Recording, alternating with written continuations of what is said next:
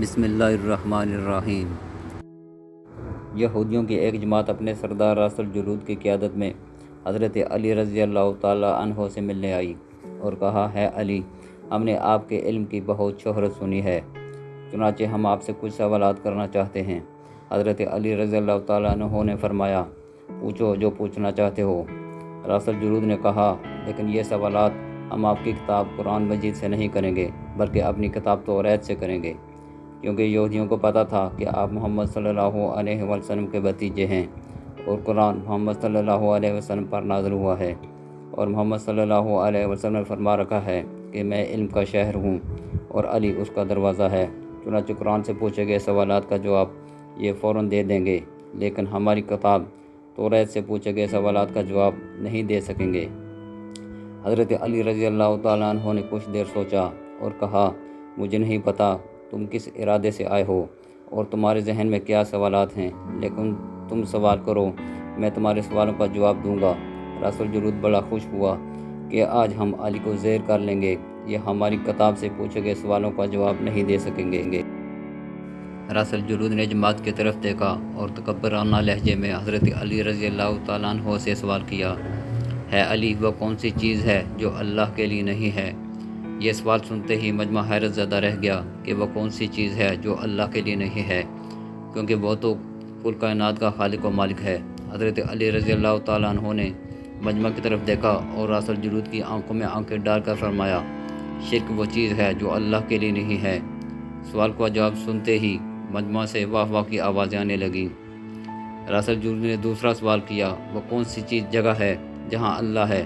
حضرت علی رضی اللہ تعالیٰ نے فرمایا، اللہ تو ہر جگہ موجود ہے۔ راس الجلود نے کہا، نہیں، اس کا جواب آپ ہماری کتاب سے دیں۔ حضرت علی رضی اللہ تعالیٰ نے فرمایا، تمہاری کتاب تورات میں لکھا ہے۔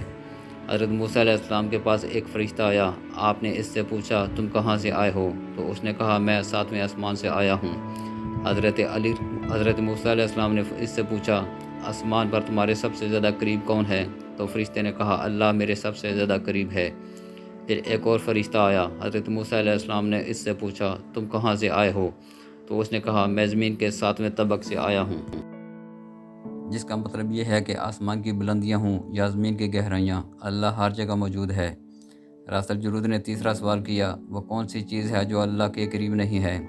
حضرت علی رضی اللہ تعالیٰ عنہ نے فرمایا، ظلم وہ چیز ہے جو اللہ کے قریب نہیں، کیونکہ اللہ کسی پر ظلم نہیں کرتا۔ راس الجلود نے کہا، وہ چشمہ جو زمین میں پہلی بار جاری ہوا وہ کہاں ہے؟ حضرت علی رضی اللہ تعالیٰ عنہ نے فرمایا، تمہارے ذہن میں وہ چشمہ بیت المقدس کی چٹان کے نیچے ہے۔ یہ جواب سن کر راس الجلود حیران رہ گیا۔ تو حضرت علی رضی اللہ تعالیٰ عنہ نے فرمایا، نہیں، آج اپنی اصلاح کر لو۔ پہلا چشمہ جو زمین میں جاری ہوا وہ ہے جہاں سے حضرت خضر علیہ السلام نے پانی پیا تھا۔ راس الجلود نے کہا، وہ کون سا پتھر ہے جو آسمان سے پہلی بار اتارا گیا؟ حضرت علی نے جواب دینے سے پہلے فرمایا، یقیناً تمہارے مطابق یہ وہ پتھر ہے جو بیت المقدس میں نصب ہے، لیکن تم یہ بات کیوں بھول جاتے ہو کہ خانہ کعبہ بیت المقدس سے کہیں زیادہ قدیم ہے، اور حجر اسود اسی وقت آسمان سے اتار کر خانہ کعبہ میں نصب کیا گیا، اور یہی وہ پتھر ہے جو سب سے پہلے آسمان سے اتارا گیا۔ راس الجلود نے چھٹا سوال کیا، وہ کون سی چیز ہے جو مسلسل کم اور زیادہ ہوتی رہتی ہے؟ حضرت علی رضی اللہ تعالیٰ عنہ نے فرمایا، اگر تم اپنے ماہ و سال پر غور کر لو تو تمہارے سوال کا جواب مل جائے گا۔ راس الجلود نے پوچھا، وہ کیسے؟ آپ نے فرمایا، کوئی دن اگلے دن کے برابر نہیں ہوتا اور کوئی رات اگلی رات کے برابر نہیں ہوتی، اور یہی وہ دو چیزیں ہیں جو مسلسل کم اور زیادہ ہوتی رہتی ہیں۔ راس الجلود نے سوال کیا کہ دنیا میں وہ کون سی جگہ ہے جہاں سورج کی کرنیں صرف ایک دفعہ پڑی ہیں؟ حضرت علی رضی اللہ تعالیٰ عنہ نے فرمایا، یہ وہ جگہ ہے جہاں حضرت موسیٰ علیہ السلام نے پانی پر اپنا عصا مارا تھا اور پانی اللہ کے حکم سے 2 پہاڑوں کی طرح شکل میں کھڑا ہو گیا تھا اور پانی میں راستہ بن گیا تھا، اور یہی وہ جگہ ہے جہاں سورج کی کرنیں پہلی دفعہ پڑی تھی۔ پھر جب حضرت موسیٰ علیہ السلام اور ان کی قوم وہاں سے گزر چکی تو پانی آپس میں مل گیا اور آج تک سورج کی کرنیں وہاں تک نہیں پہنچ سکی۔ راس الجلود، وہ کون سی 2 چیزیں ہیں جو غائب رہتی ہیں اور وہ کون سی 2 چیزیں ہیں جو حاضر رہتی ہیں؟ حضرت علی رضی اللہ تعالیٰ عنہ نے فرمایا، آسمان اور زمین 2 چیزیں ہیں جو ہر وقت حاضر رہتی ہیں، اور کبھی غائب نہیں ہوتی، اور موت اور زندگی کو ڈھونڈو گے تو تمہیں کبھی پتہ نہیں چلے گا کہ وہ کہاں ہیں۔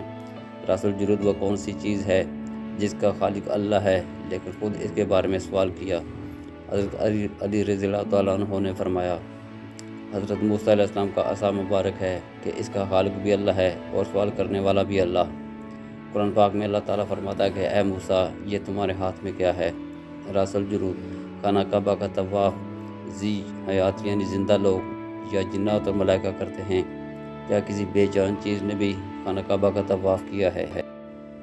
حضرت علی نے فرمایا، ہاں بالکل کیا ہے۔ یہ حضرت نوح علیہ السلام کی کشتی تھی جو طوفان کے وقت خانہ کعبہ کے قریب پہنچی تو اللہ کے حکم سے اس نے خانہ کعبہ کے 7 چکر لگائے، اور یہی وہ بے جان چیز ہے جس نے خانہ کعبہ کا طواف کیا ہے۔